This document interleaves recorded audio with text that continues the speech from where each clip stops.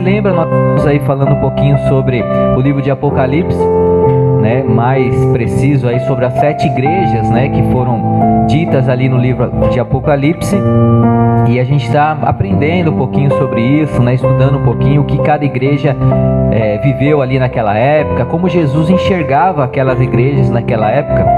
E é interessante que eu, estudando um pouquinho sobre esse tema, né? Essas igrejas, a gente vê que não é nada diferente do que acontece nos nossos dias, irmãos.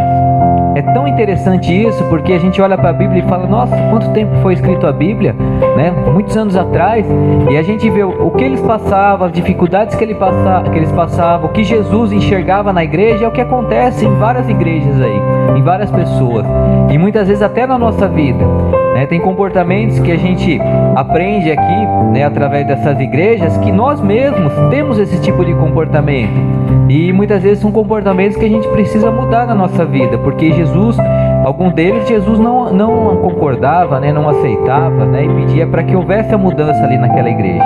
Amém? Mas antes de entrar na palavra aqui, vamos fazer mais uma oração? Amém? Pai, em nome de Jesus, mais uma vez nós te agradecemos, Senhor, obrigado por esta manhã, obrigado por esse culto, obrigado por poder estar aqui, Senhor.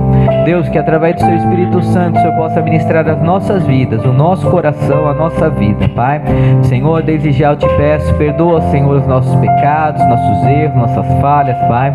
E nós queremos entrar na sua presença, Pai, com o nosso coração aberto e disposto, Senhor, para ouvir a sua voz. Nos ensina, nos orienta, nos ajuda, nos fortalece, Pai.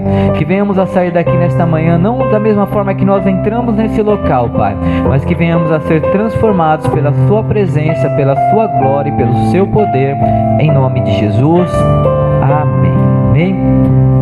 Bom, lá no livro de Apocalipse, capítulo de número... Deixa eu pegar aqui. Apocalipse, capítulo número 2, né, o versículo 12 e 13, vai falar um pouquinho sobre essa igreja que a gente vai falar nessa manhã, que é a igreja de Pérgamo, tá? É a terceira igreja que a gente está aprendendo aí, igreja de Pérgamo, né? Então, o que essa igreja viveu, né? O que aconteceu nessa igreja, a gente vai aprender hoje aqui, tá? A igreja de Pérgamo, ela ficava ali localizada, né, numa cidade importante ali na antiguidade e fazia parte ali da região da Ásia Menor, né? Conhecida hoje como a Turquia, né? Semana retrasada aí até falei sobre isso, né? Essas igrejas, elas ficavam ali na Turquia, e Pérgamo também ficava ali na Turquia, tá? Pérgamo era uma cidade histórica, né, situada na costa oeste da Ásia Menor, bem próximo do mar Egeu, né? Eu até, para tentar entender um pouquinho a localização, eu até peguei uma foto, deixa eu ver se dá para pôr no telão aí, ó, pra gente facilitar um pouquinho, onde que ficava Pérgamo, né? Quando fala que ela é bem próxima ao mar Egeu, porque a gente vê o mar Egeu bem aqui, né? E Pérgamo ficava próximo, assim como Esmirna também, né? Então a gente falou já sobre Éfeso, já falou sobre Esmirna, e hoje a gente vai falar sobre Pérgamo, até coloquei uma setinha ali. Então você vê que ela ficava localizada ali. E todas as igrejas, é interessante que elas são muito próximas uma da outra, né? Próximas entre aspas, né? Porque a gente não sabe exatamente qual é a localidade, né? Qual é o tamanho, né, daquele espaço entre uma e outra, mas elas ficavam ali numa região muito próxima ali. E essa igreja que a gente vai estar estudando, né? A igreja de Pérgamo, né? Na época, né, em que o livro de Apocalipse foi escrito, Pérgamo era uma cidade muito próspera, né? Essa igreja era muito próspera e ela desempenhou um papel significativo, né, ali no contexto das primeiras igrejas, né, primeiras igrejas cristãs ali naquela época. E para nós, a gente vai ver alguns desafios que aquela igreja enfrentou, né?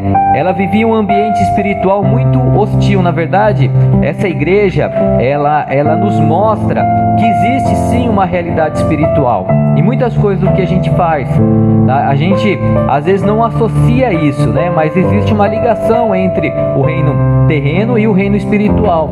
E aquela igreja, ela vivia muitas dificuldades a nível espiritual. Isso é o que Jesus enxergava ali naquela igreja, tá? E Apocalipse capítulo 2, versículo 12 e 3. Eu vou colocar aqui também no telão para a gente estar...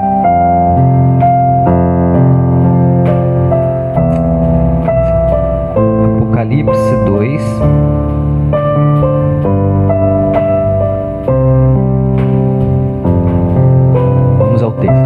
Apocalipse 2:12, né? Diz lá: e o anjo da igreja que está em Pérgamo escreve: isto diz aquele que tem a espada aguda de 2 fios. E o 13: conheço as tuas obras e onde habitas, que é onde está o trono de Satanás, e retens o meu nome, e não negaste a minha fé, ainda nos dias de Antipas, minha fiel testemunha, o qual foi morto entre vós, onde Satanás habita. Quando a gente já lê esses primeiros 2 versículos, a gente já entende que existe sim algo espiritual relacionado a essa igreja, e Jesus enxergava isso, né? Então, a primeira coisa que eu aprendo aqui, né? Qual é a lição que nós podemos aprender nessa igreja, né?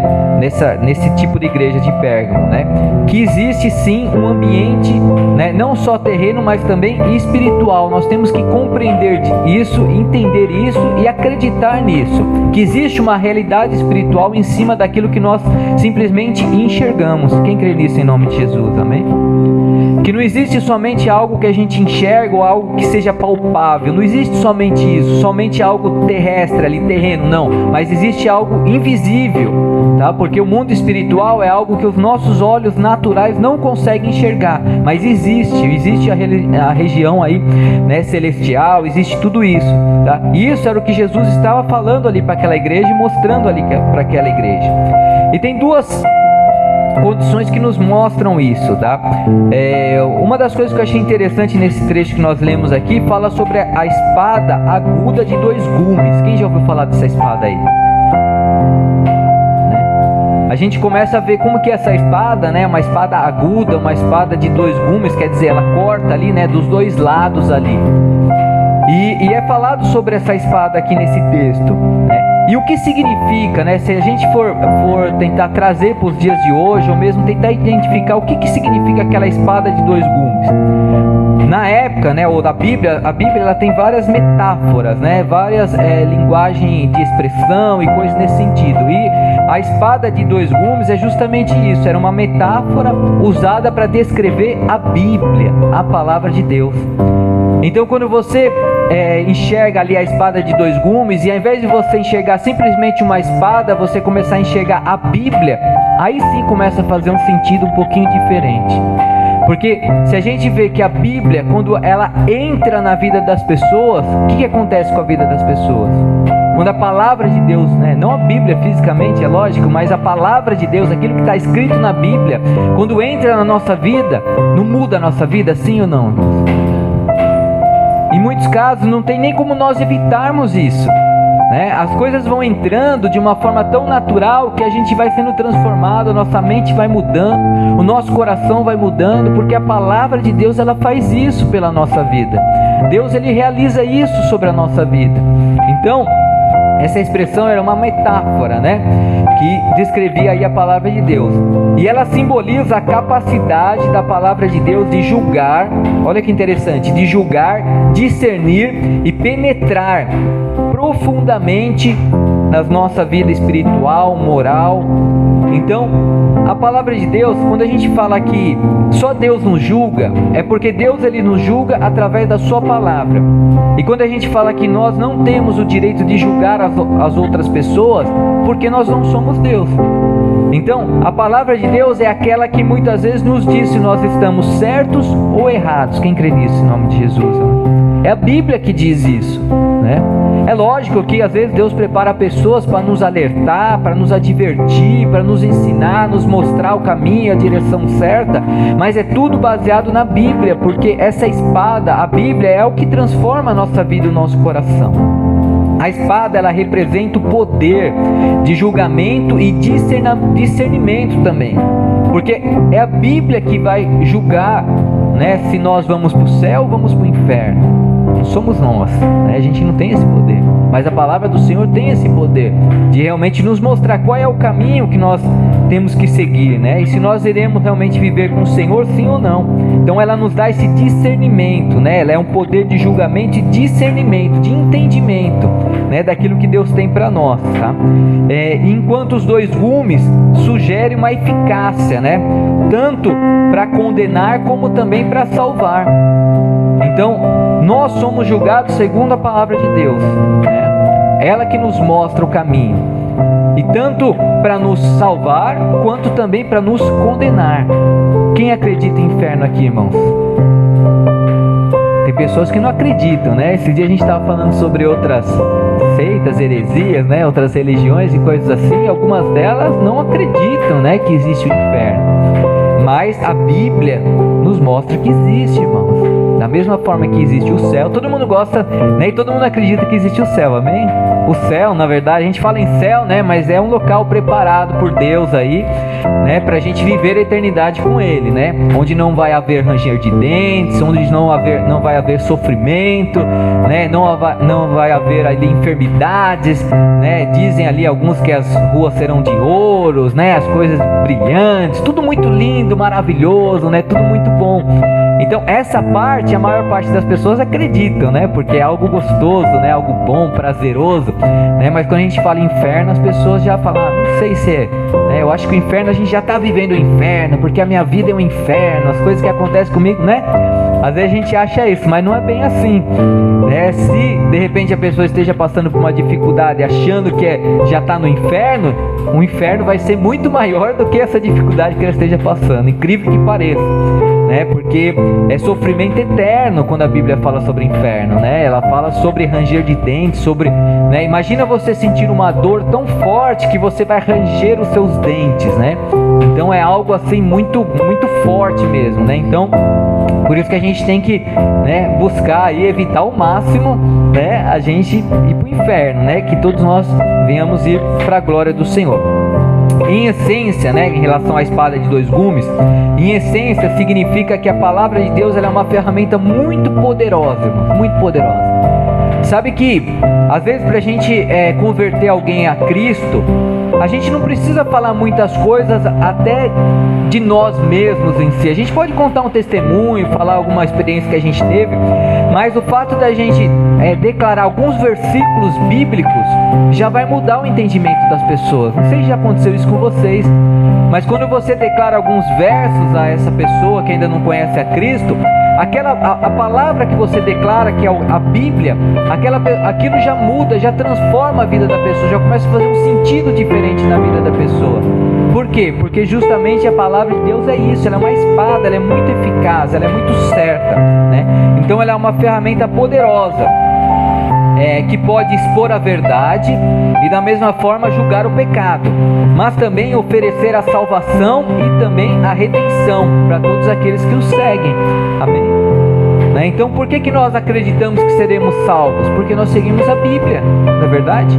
Nós temos uma regra de fé, nós temos um manual, nós temos a Bíblia como referência de vida, e por isso nós acreditamos que um dia viveremos a eternidade com o Senhor, receberemos aí a salvação do Senhor. Amém? Assim como a igreja lá de Pérgamo, né, que foi dita aqui em Apocalipse, ela estava cercada por influências espirituais negativas, também vivemos em um mundo cheio de tentações, não é verdade? Né? Onde a gente vai, né, a gente é tentado em fazer muitas coisas erradas em muitos casos, né, em realizar coisas que não agradam ao Senhor. Então a gente vive num mundo cheio de tentação. E em Pérgamo era a mesma coisa.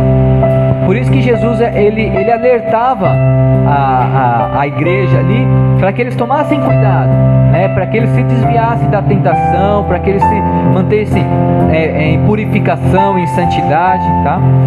É crucial compreender, né, o ambiente espiritual em que estamos inseridos, né, para resistir às pressões e manter a nossa fé. Amém? Então é importante a gente saber que existe sim, né, um mundo espiritual e que Deus tem dado ferramentas a nós, né? Nós temos a palavra de Deus, nós temos a Bíblia, né, para lutar contra, né, toda a artimanha do inferno contra a nossa vida. Então a gente tem tudo isso separado para nós, né, como uma arma poderosa mesmo para nós lutarmos. Amém? A chuva aumentou um pouquinho, vocês estão me ouvindo bem aí, gente? Tranquilo? Amém?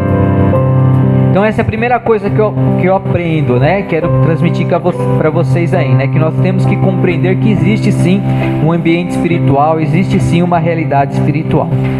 Em Apocalipse 2, os próximos versículos 14, 15 e 16...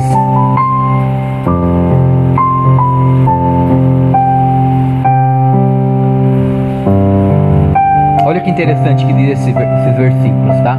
Tá ali. Mas algumas poucas coisas tenho contra ti, porque tens lá os que seguem a doutrina de Balaão, o qual ensinava Balaque a lançar tropeços diante dos filhos de Israel, para que comessem dos sacrifícios da idolatria e fornicassem. Próximo versículo 15, né? Assim tens também o que retém a doutrina dos nicolaítas, o que eu odeio. E o 16: arrepende-te, pois, quando não em breve virei a ti, e contra eles batalharei com a espada da minha boca. Amém? Então, o que nós aprendemos aqui nesse texto que nós lemos aqui? Aqui fala sobre duas doutrinas, né? Fala assim comigo, duas doutrinas. Fala duas doutrinas. Eu até grifei aqui. Uma doutrina é a doutrina de Balaão, que está falando aqui, e uma outra doutrina que é a doutrina dos nicolaítas. Tanto uma quanto a outra eram doutrinas que Jesus, quando falou isso, né, mostrou isso a eles, eram doutrinas que não agradavam a Deus. Eram comportamentos que não agradavam a Deus. Por isso no finalzinho ele fala, né, arrepende-te, né, pois quando não em breve virei a ti, e contra eles batalharei com a espada da minha boca. Então eram doutrinas, fechar um pouquinho, já, né? Eram doutrinas ali que não agradava a Deus. E da mesma forma Deus pediu para que houvesse arrependimento, para que eles não seguissem aquelas doutrinas. E quais são essas doutrinas? Vamos aprender aqui. A doutrina de Balaão, ela se refere a um ensinamento e conselhos errôneos dados pelo profeta Balaão a Balaque. Naquela época existia um rei dos amonitas ali que se chamava Balaque, né? Bem próximo de Balaão, né? Até confunde os nomes, mas existia esse rei aí chamado Balaque, e Balaão era uma das pessoas que davam conselho para esse rei. E essa doutrina de Balaão, quando fala aqui, era que assim, Balaão ele dava alguns conselhos ao rei, e aqueles conselhos ele fazia com que o rei falasse com o povo, e os conselhos que Balaão dava era simplesmente para benefício próprio dele. Era para ele de repente ter um pouquinho mais de recurso, era para ele ter uma vantagem em cima daquilo que estava sendo falado. Então assim, ele não aconselhava a favor do povo, ele não aconselhava a favor das pessoas, mas ele aconselhava a favor de proveito próprio. Será que acontece isso no meio da igreja, irmão? Existem igrejas aí fora que infelizmente isso acaba acontecendo. Amém? A gente vê que era uma situação que vivia ali naquela época, que Jesus condenou ali e que também acontece, né? Olha o que diz aqui que eu anotei, né?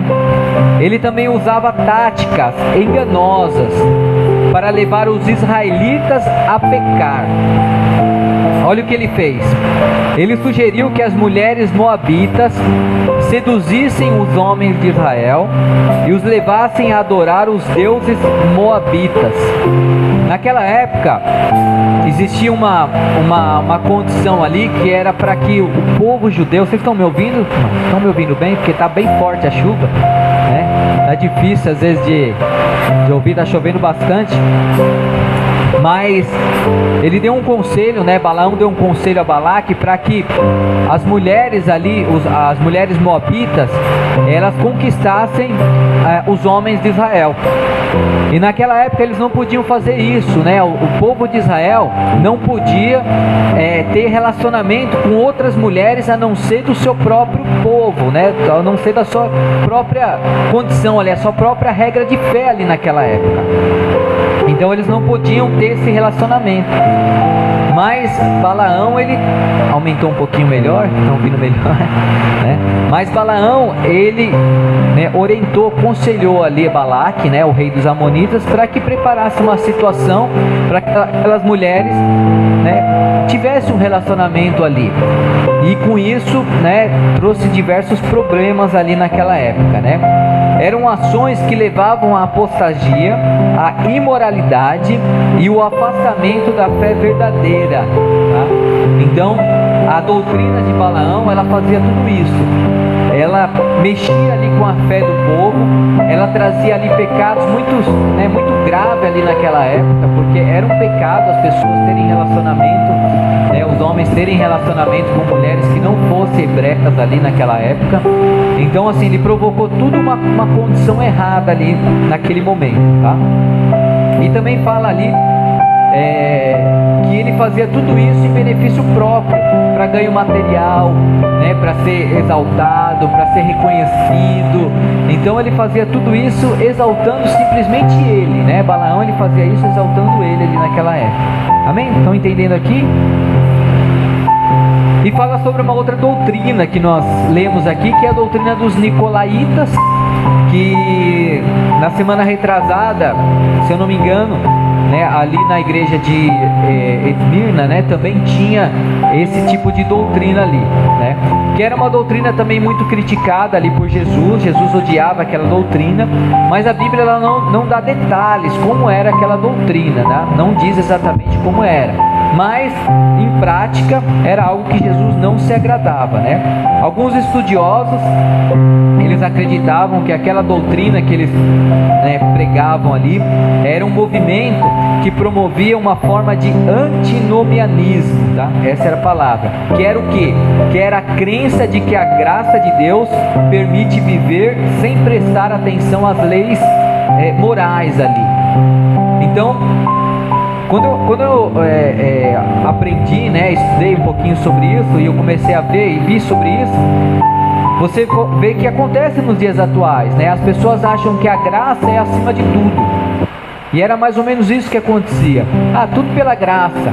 Então, naquela época, dá para entender que eles não seguiam as leis morais ou as leis que existiam ali naquela época, porque eles achavam que era tudo pela graça, que não precisava, não, porque, sabe, é um favor imerecido. Então, pela graça a gente pode todas as coisas, e nesse sentido. Então, é doutrina que, infelizmente, tem algumas seitas, heresias aí que também ministram aí, falam sobre isso. Amém? Então é isso que alguns estudiosos sugerem que era esse tipo de doutrina, que pode estar relacionado também a práticas imorais e compromissos aí espirituais também. Amém? Está mais forte aí a chuva aí, o barulho está sendo um pouquinho maior, O que nós podemos aplicar, Jesus ele repreende aí a igreja de Pérgamo, por tolerar esses ensinamentos, práticas e que comprometem aí a pureza da nossa fé. Devemos estar atentos à nossa fidelidade a Cristo e rejeitar qualquer compromisso com o pecado e com falsas doutrinas, Então, tome muito cuidado quando de repente alguém falar algumas coisas e você vê que não tem nada a ver com a Bíblia, com a palavra de Deus. Então assim, fique ligado em relação a isso, porque você vê que há muitos anos atrás entravam pessoas ali na comunidade cristã e começavam a falar coisas erradas ali para mudar coisas contrárias aí à palavra de Deus. É por isso que a nossa Bíblia, a Bíblia ela nunca pode ser em segundo plano como estudo e ensinamento na nossa vida, Hoje em dia existem muitos livros, internet, muitas coisas que a gente acaba só absorvendo o que é dito nisso tudo, e a gente acaba não lendo a Bíblia, não estudando a Bíblia. A gente começa a usar os meios externos, aí, livros e coisas assim, para a gente seguir como referência. E em alguns casos a gente acaba caindo nessas doutrinas aí que Jesus ele acaba condenando. Amém? Estão entendendo aqui? Estão me ouvindo ainda? Amém? Terceira lição que aprendemos aqui é Apocalipse 2:17. 2:17.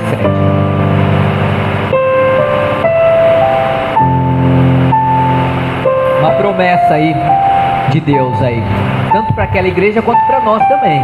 Amém? Que a gente tome posse aí dessa promessa. Quem tem ouvidos, ouça o que o Espírito diz às igrejas.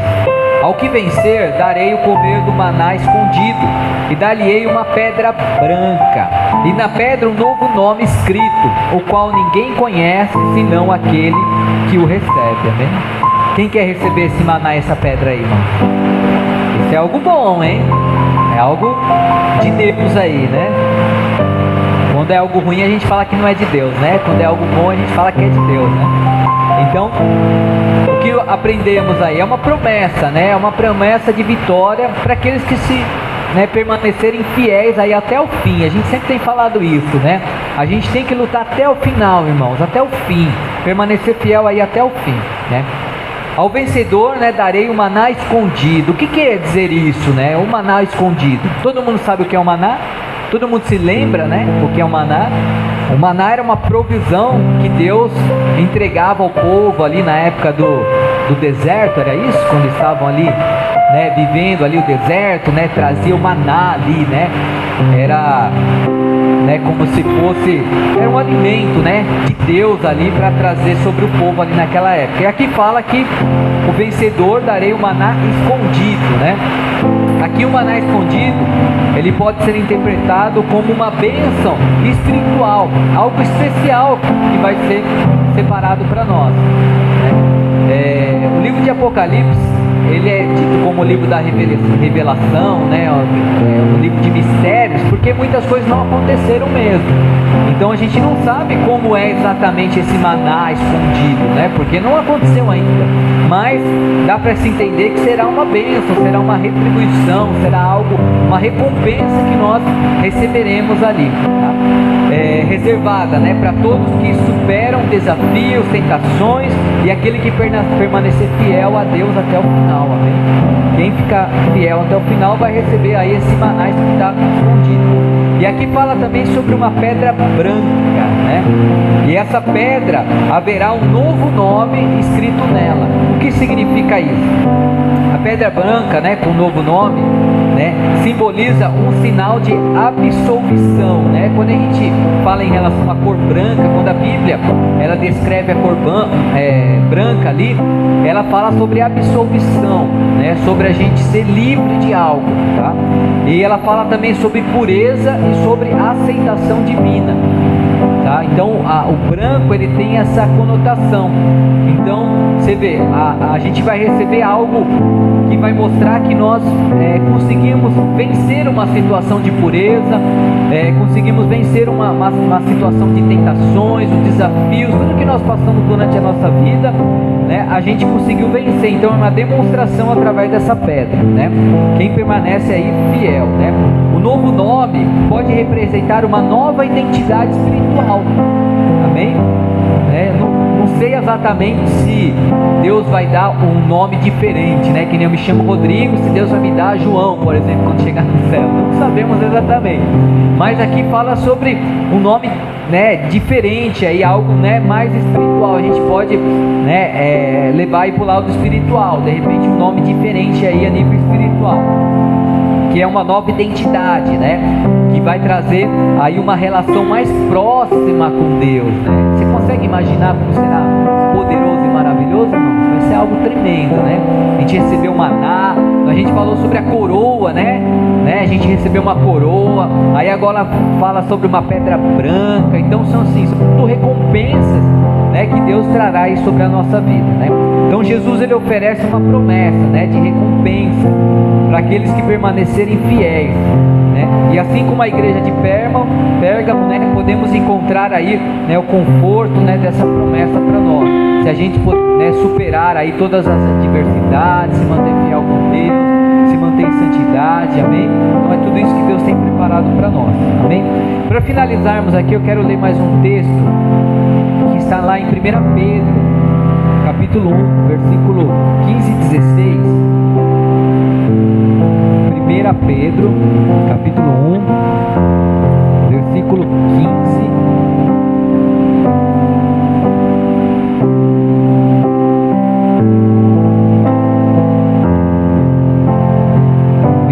Capítulo 1, versículo 15, diz: mas como é santo aquele que vos chamou, sede vós também santos em toda a vossa maneira de viver, amém? Vamos ver se puder aumentar um pouquinho aqui, acho que abaixou o retorno aqui. como é santo aquele que vos chamou, sede pois também santos em toda a vossa maneira de viver, né?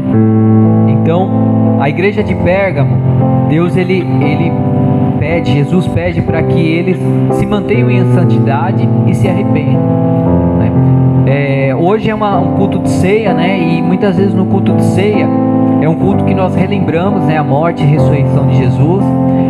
Não é um culto fúnebre, né? Não é isso, né? A gente não está comemorando a morte, né? Uma perda, não. Pelo contrário, na verdade a gente está com alegria, né? Comemorando aquilo que Jesus fez ao nosso favor, né? Que era para nós estarmos mortos, crucificados, né? Mas Jesus entregou a sua vida por nós. Então, todo momento de ceia é o momento que nós relembramos tudo isso que Jesus fez por nós, e é o momento de nós nos arrependermos, né, dos nossos pecados, né, das falhas, né, de a gente refletir no nosso coração, de a gente nos autoavaliar, se a gente está realmente vivendo uma vida que agrada a Deus, sim ou não, né? Não é para um julgar o outro, nada disso, né? Ou mesmo a gente expor o nosso pecado, não é isso, mas que a gente venha se autoavaliar, né? Segundo a Bíblia, segundo a espada, a palavra de Deus. E esse versículo ele fala disso, né?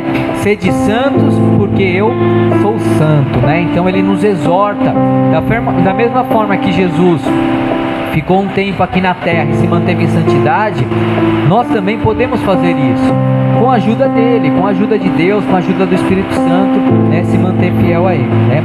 Então, assim como Jesus chamou a igreja de Pérgamo ao arrependimento e à santidade, ele também nos chama, né, a viver uma vida santa, rejeitando aí qualquer compromisso com o pecado, amém? A gente, como pecadores mesmo que somos, muitas vezes a gente peca, mas a gente não pode se manter no compromisso com o pecado, né? A gente pecar e sempre pecar, né? Então a gente peca, aconteceu, pede perdão, se reconcilia com o Senhor, né? Pede aí, assim como Davi fez, assim como muitos homens na Bíblia aí tiveram esse tipo de comportamento, é isso que Jesus tem para nós, tá? Para concluirmos aqui, a igreja de Pérgamo nos lembra da importância de manter a nossa santidade e fidelidade a Cristo, mesmo diante de um mundo totalmente corrompido que a gente sabe que existe aí fora, né? Devemos entender, compreender que existe sim um ambiente espiritual, um reino espiritual. Temos que rejeitar o pecado e abraçar a promessa de recompensa, né, para aqueles que se permanecerem fiéis aí até o final. Que essa mensagem, né, venha nos inspirar a viver uma vida de pureza, devoção a Cristo, resistir às influências aí, né, tudo que vier contrário, né, as influências corruptas aí, né, que venha nos cercar, e que venhamos a permanecer firmes, pois aquele que nos chama, ele é fiel e vai nos dar a vitória. Amém? Você crê nisso em nome de Jesus? Amém? Então se coloque de pé nesse momento.